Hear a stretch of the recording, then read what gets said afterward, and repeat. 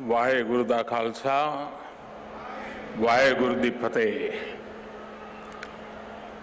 केंद्रीय मंत्रिमंडल के मेरे सहयोगीगण, राज्यों के मुख्यमंत्रीगण, विभिन्न सम्मानित संस्थाओं के चेयरमैन और प्रेसिडेंट, डिप्लोमेट्स, देश भर से जुड़े विशेष रूप से इस कार्यक्रम के साथ आए हुए बालक बालिकाएं, अन्य सभी महानुभाव, देवी और सज्जनों, आज देश पहला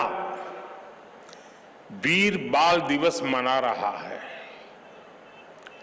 जिस दिन को, जिस बलिदान को हम पीढ़ियों से याद करते आए हैं, आज एक राष्ट्र के रूप में उसे एकजुट नमन करने के लिए एक नई शुरुआत हुई है। शहीदी सप्ताह और ये वीर बाल दिवस हमारी सिख परंपरा के लिए भावों से भरा जरूर है, लेकिन इससे आकाश जैसी अनंत प्रेरणाएं भी जुड़ी है।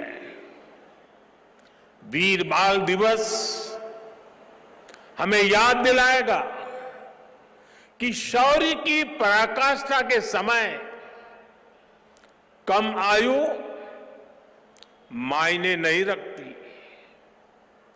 वीर बाल दिवस हमें याद दिलाएगा बलिदान क्या है।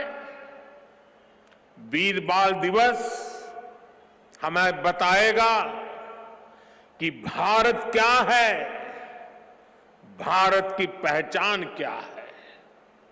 हर साल वीर बाल दिवस का ये पुण्य अवसर हमें अपने अतीत को पहचानने और आने वाले भविष्य का निर्माण करने की प्रेरणा देगा। भारत की युवा पीढ़ी का सामर्थ्य क्या है, भारत की युवा पीढ़ी ने कैसे अतीत में देश की रक्षा की है, मानवता के कितने घोर प्रघोर अंधकारों से हमारी युवा पीढ़ी ने भारत को बाहर निकाला है। वीर बाल दिवस आने वाले दशकों और सदियों के लिए ये उद्घोष करेगा। वीर साहिबजादों के चरणों में नमन करते हुए उन्हें कृतज्ञ श्रद्धांजलि अर्पित करता हूं। इसे मैं अपनी सरकार का सौभाग्य मानता हूं कि उसे आज 26 दिसंबर के दिन को वीर बाल दिवस के तौर पर घोषित करने का मौका मिला। मैं पिता दशमेश गुरु गोविंद सिंह जी और सभी गुरुओं के चरणों में भी भक्ति भाव से प्रणाम करता हूं। मैं मातृशक्ति की प्रतीक माता गुजरी के चरणों में भी अपना शीश झुकाता हूं।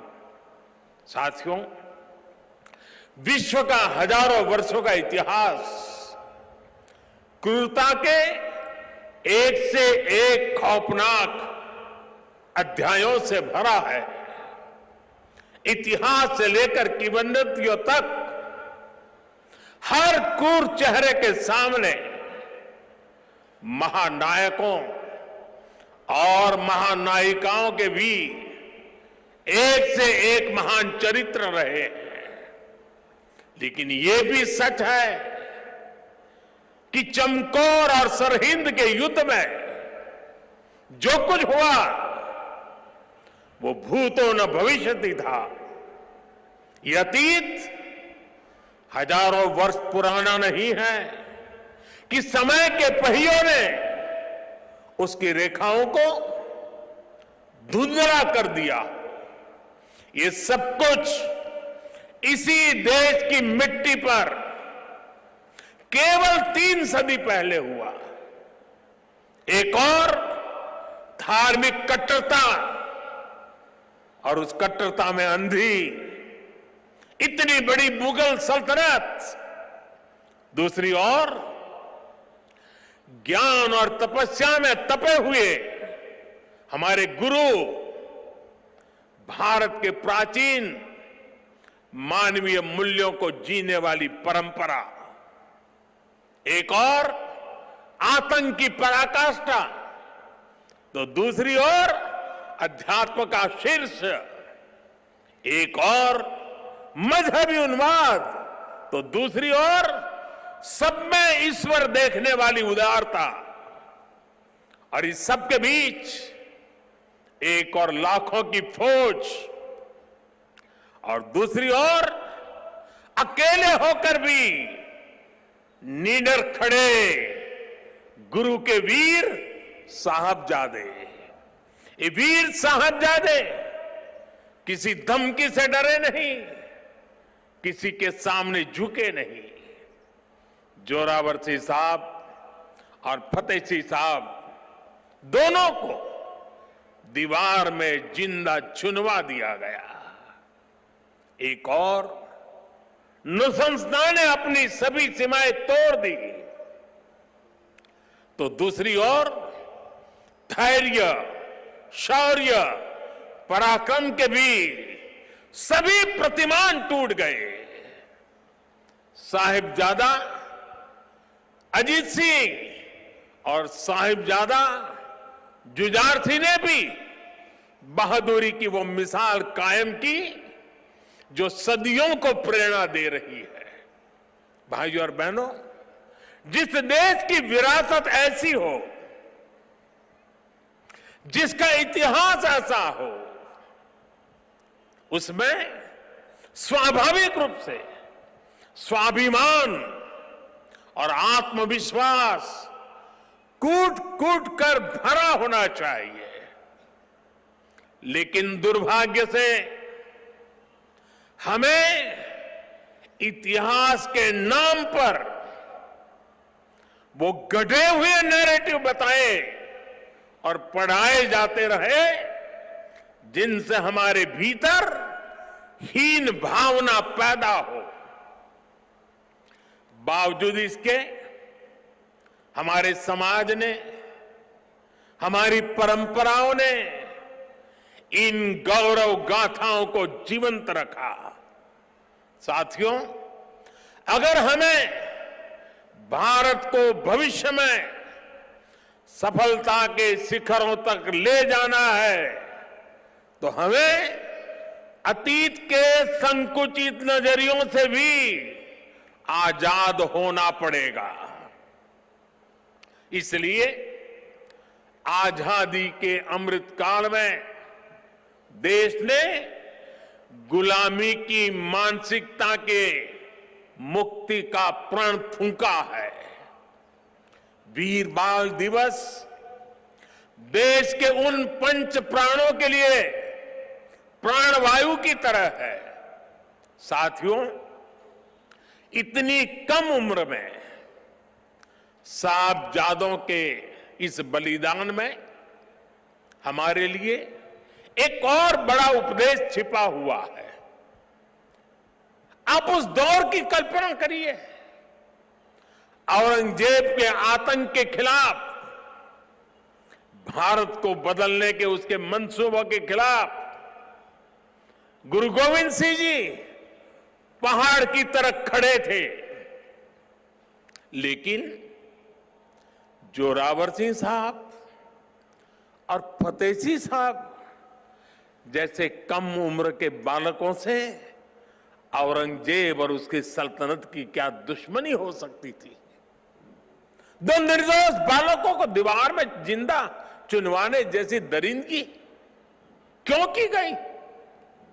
वो इसलिए क्योंकि औरंगजेब और उसके लोग गुरु गोविंद सिंह के बच्चों का धर्म तलवार के दम पर बदलना चाहते थे।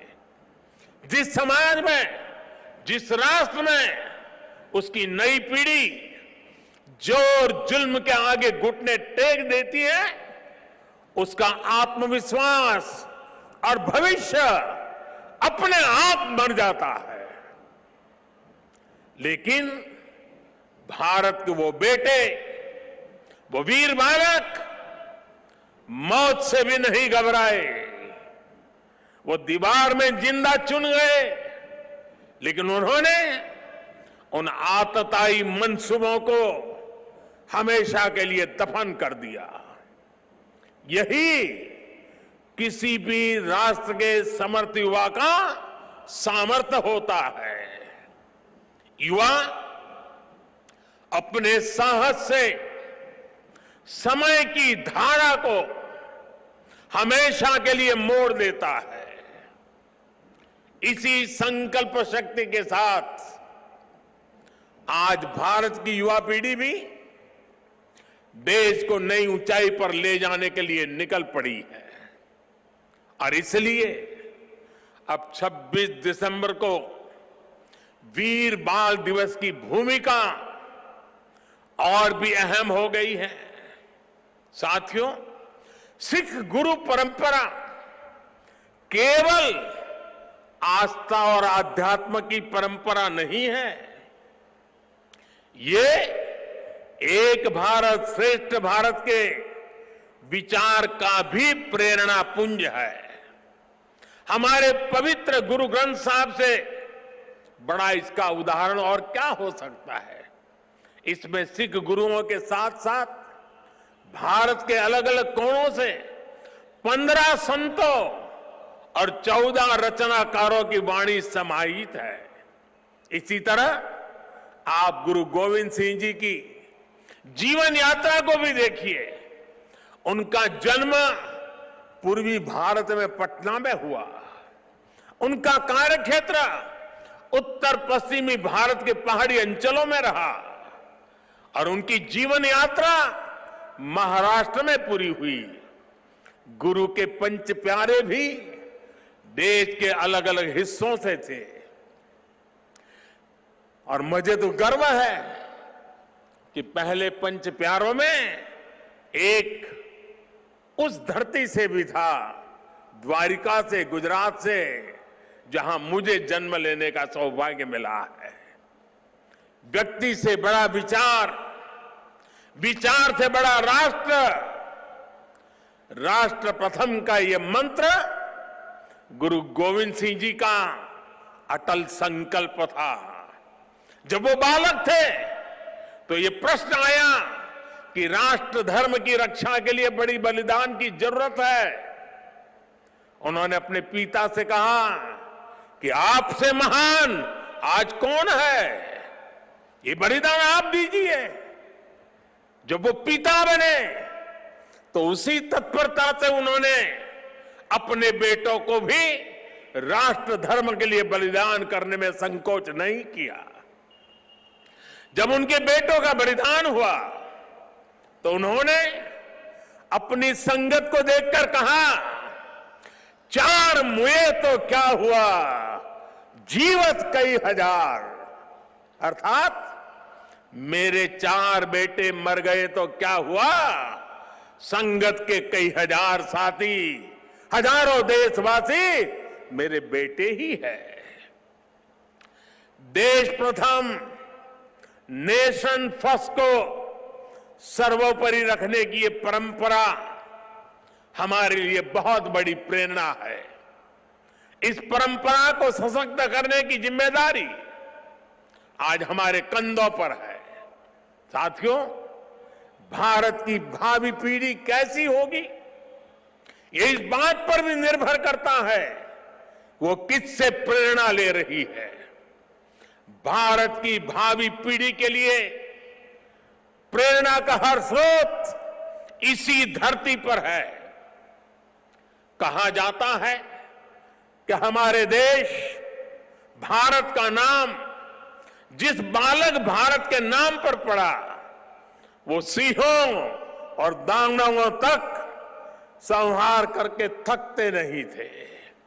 हम आज भी धर्म और भक्ति की बात करते हैं तो भक्तराज प्रहलाद को याद करते हैं। हम धैर्य और विवेक की बात करते हैं तो बालक ध्रुव का उदाहरण देते हैं। हम मृत्यु के देवता यमराज को भी अपने तप से प्रभावित कर लेने वाले नचिकेता को भी नमन करते हैं, जिस नेत्री नचिकेता ने बाल्यकाल में यमराज को पूछा था, व्हाट इज डेथ, मृत्यु क्या होता है। हम बाल राम के ज्ञान से लेकर उनके शौर्य तक, वशिष्ठ के आश्रम से लेकर विश्वामित्र के आश्रम तक, उनके जीवन में हम पग पग पर आदर्श देखते हैं। प्रभु राम के बेटे लवकुश की कहानी भी हर मां अपने बच्चों को सुनाती है। श्री कृष्ण भी हमें जब याद आते हैं तो सबसे पहले कान्हा की वो छवि याद आती है, जिनकी बंशी में प्रेम के स्वर भी है और वो बड़े बड़े राक्षसों का संहार भी करते हैं। उस पौराणिक युग से लेकर आधुनिक काल तक वीर बालक बालिकाएं भारत की परंपरा का प्रतिबिंब रहे हैं। लेकिन साथियों, आज एक सच्चाई भी मैं देश के सामने दोहराना चाहता हूं। साहबजादों ने इतना बड़ा बलिदान और त्याग किया, अपना जीवन न्यौछावर कर दिया, लेकिन आज की पीढ़ी के बच्चों को पूछेंगे तो उनमें से ज्यादातर को उनके बारे में पता ही नहीं है। दुनिया के किसी देश में ऐसा नहीं होता है कि इतनी बड़ी शौर्य गाथा को इस तरह भुला दिया जाए। मैं आज के इस पावन दिन इस चर्चा में नहीं जाऊंगा कि पहले हमारे यहां क्यों वीर बाल दिवस का विचार तक नहीं आया, लेकिन ये जरूर कहूंगा कि अब नया भारत दशकों पहले हुई एक पुरानी भूल को सुधार रहा है। किसी भी राष्ट्र की पहचान उसके सिद्धांतों, मूल्यों और आदर्शों से होती है। हमने इतिहास में देखा है, जब किसी राष्ट्र के मूल्य बदल जाते हैं तो कुछ ही समय में उसका भविष्य भी बदल जाता है। और ये मूल्य सुरक्षित तब रहते हैं जब वर्तमान पीढ़ी के सामने अपने अतीत के आदर्श स्पष्ट होते हैं। युवा पीढ़ी को आगे बढ़ने के लिए हमेशा रोल मॉडल्स की जरूरत होती है। युवा पीढ़ी को सीखने और प्रेरणा लेने के लिए महान व्यक्तित्व वाले नायक नायिकाओं की जरूरत होती है। और इसलिए ही हम श्री राम के आदर्शों में भी आस्था रखते हैं। हम भगवान गौतम बुद्ध और भगवान महावीर से प्रेरणा पाते हैं। हम गुरु नानक देव जी की वाणी को जीने का प्रयास करते हैं। हम महाराणा प्रताप और छत्रपति वीर शिवाजी महाराज जैसे वीरों के बारे में भी पढ़ते हैं। इसलिए ही हम विभिन्न जयंतियां मनाते हैं। सैकड़ों हजारों वर्ष पुरानी घटनाओं पर भी पर्वों का आयोजन करते हैं। हमारे पूर्वजों ने समाज की जरूरत को समझा था और भारत को एक ऐसे देश के रूप में गढ़ा जिसकी संस्कृति पर्व और मान्यताओं से जुड़ी है। आने वाली पीढ़ियों के लिए यही जिम्मेदारी हमारी भी है। हमें भी उस चिंतन और चेतना को चिरंतर बनाना है। हमें अपने वैचारिक प्रवाह को अक्षुण्ण रखना है। इसलिए आजादी के अमृत महोत्सव में देश स्वाधीनता संग्राम के इतिहास को पुनर्जीवित करने के लिए प्रयास कर रहा है। हमारे स्वाधीनता सेनानियों के, वीरांगनाओं के, आदिवासी समाज के योगदान को जन जन तक पहुंचाने के लिए हम सब काम कर रहे हैं। वीर बाल दिवस जैसी पुण्यतिथि इस दिशा में प्रभावी प्रकाश स्तंभ की भूमिका निभाएगी। साथियों, मुझे खुशी है कि वीर बाल दिवस से नई पीढ़ी को जोड़ने के लिए जो क्विज कंपटीशन हुआ, जो निबंध प्रतियोगिता हुई, उसमें हजारों युवाओं ने हिस्सा लिया है।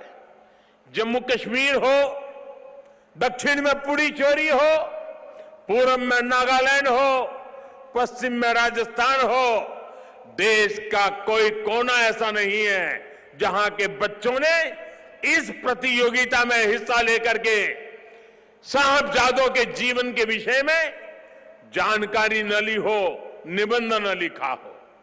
देश के विभिन्न स्कूलों में भी साहबजादों से जुड़ी कई प्रतियोगिताएं हुई है।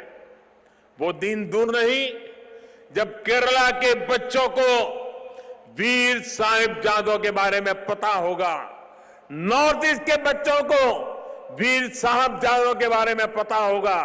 साथियों, हमें साथ मिलकर वीर बाल दिवस के संदेश को देश के कोने कोने तक लेकर जाना है। हमारे साहिबजादों का जीवन, उनका जीवनी संदेश देश के हर बच्चे तक पहुंचे, वो उनसे प्रेरणा लेकर देश के लिए समर्पित नागरिक बने। हमें इसके लिए भी प्रयास करने हैं। मुझे विश्वास है हमारे एकजुट प्रयास समर्थ और विकसित भारत के हमारे लक्ष्य को नई ऊर्जा देंगे। मैं फिर एक बार वीर साहिबजादों के चरणों में नमन करते हुए इसी संकल्प के साथ आप सभी का हृदय से बहुत बहुत धन्यवाद करता हूं।